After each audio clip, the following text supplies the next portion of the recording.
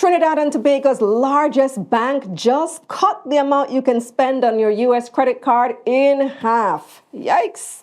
I'm Kalila Reynolds, financial journalist and educator based in Jamaica. So Trinidad's largest commercial bank, Republic Bank, announced recently that it would be cutting its U.S. credit card limit by 50% from $10,000 US to $5,000. That's the maximum you can spend on your Republic Bank USD credit card each month, $5,000 US. And this took effect on September 21. According to the bank, the limit applies to all transactions conducted outside the country and international online transactions, even if you choose TT dollars as your billing currency. This means that if Trinis come to Jamaica and use your credit card here, the limit is still $5,000 US. Or if you buy online and the item is quoted in US, but your card would have converted the price to TTD, the limit is still $5,000 US. Or if you go to big foreign, the US, you can't spend more than $5,000 US on your card. Only local TT dollar transactions online or at merchants won't be affected by the reduced limit.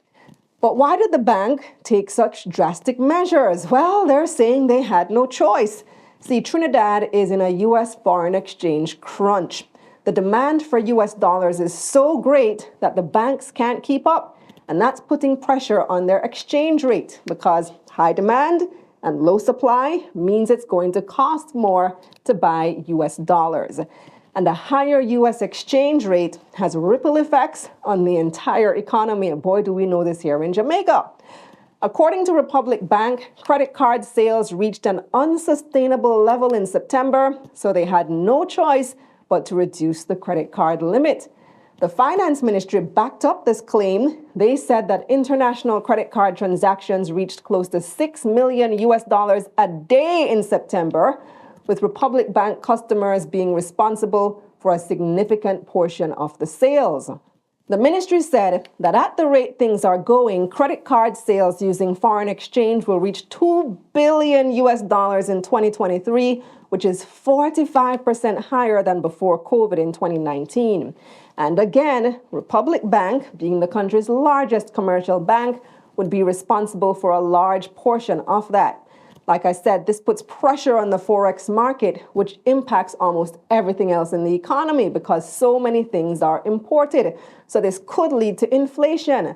Prices for many items could go up. But of course, the move to halve the credit limit has also sparked concern, especially among small and medium-sized businesses.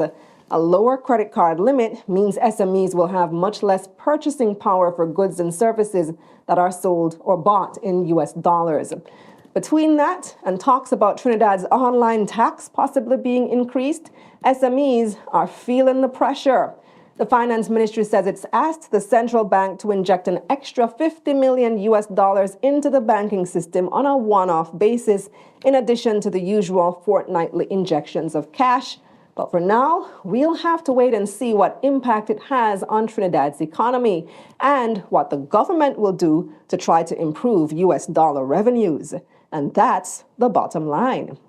So I want to hear from all my Trini viewers. Are you concerned about the foreign exchange situation? Let me know in the comments. Subscribe to my newsletter for money news like this straight to your inbox. Click the link up here or in the description below. Let's get this money. Let's get this money.